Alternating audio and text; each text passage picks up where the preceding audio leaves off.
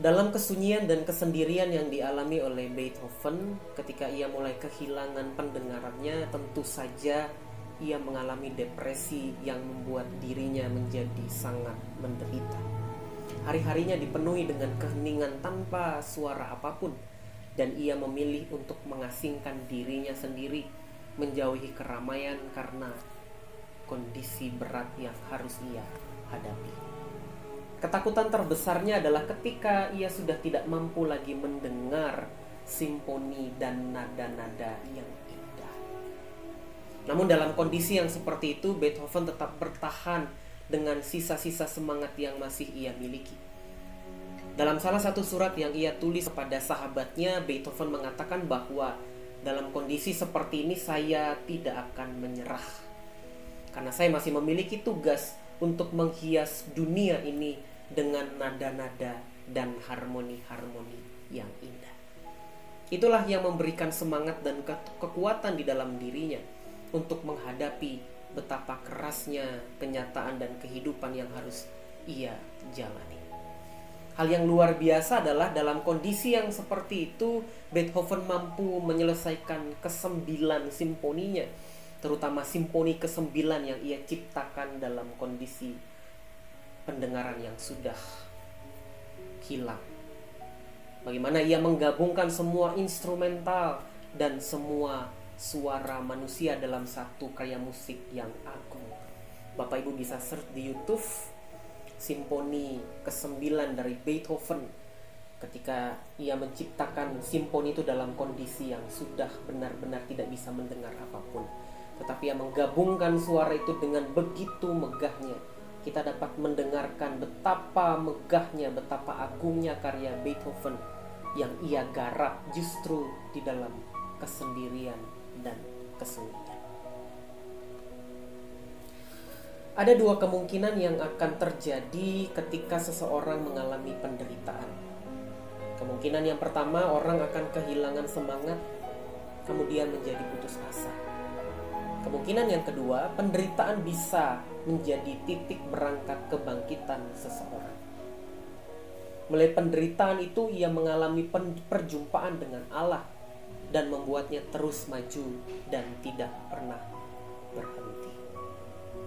Nah, Rasul Paulus memberikan refleksi yang sangat tajam mengenai kehidupan dan penderitaan di dalam suratnya 2 Korintus 6 ayat 10. Bapak Ibu bisa membacanya dari ayat 6 pasal 6 ayat pertama sampai yang ke-10 ini, tetapi saya memberikan refleksi di ayat ke-10. Sebagai orang berduka cita namun senantiasa bersuka cita. Sebagai orang miskin namun memperkaya banyak orang. Sebagai orang tak bermilik sekalipun kami memiliki segala sesuatu. Rasul Paulus memberikan semacam paradoks. Ia berduka cita tapi bersuka cita. Ia miskin namun memperkaya banyak orang. Ketika ia terlihat tidak memiliki apapun, justru di situ ia memiliki segalanya. Hal ini berarti bahwa dalam kondisi apapun, dalam sukacita atau duka cita, menjadi orang yang bermilik atau tidak bermilik, hidup harus terus-menerus berjalan untuk memperkaya orang lain dengan kasih, dengan sukacita, dengan karya dan seluruh perbuatan kita. Hidup tidak boleh berhenti karena penderitaan. Justru melalui penderitaan kita tetap merambatkan akar-akar kita semakin dalam, semakin kuat untuk menghasilkan buah di dalam kehidupan kita. Oleh karena itu, renungan di hari ini mengajak kita untuk bersama-sama dengan Beethoven tetap berkarya di tengah penderitaan. Bersama dengan Rasul Paulus mengalahkan penderitaan, dan bersama dengan Kristus yang telah meregang nyawa di atas salib demi mengukir kehidupan yang indah, mengukir masa depan yang penuh dengan pengharapan. Dan yang perlu kita sadari di dalam kehidupan kita adalah bahwa Allah beserta dengan kita, baik dalam suka maupun duka. Dia tidak pernah meninggalkan kita. Kiranya renungan di hari ini memberikan semangat dan kekuatan kita di hari ini. Silakan berdoa. Mari kita berdoa.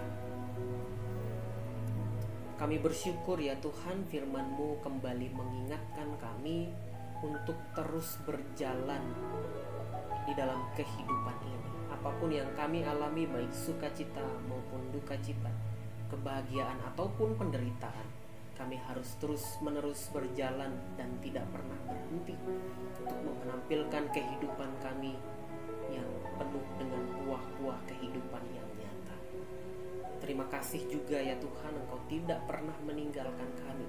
Dan biarlah pengetahuan ini menjadi dasar iman kami, membuat kami mampu dan ada kekuatan yang mengalir di dalam kehidupan kami.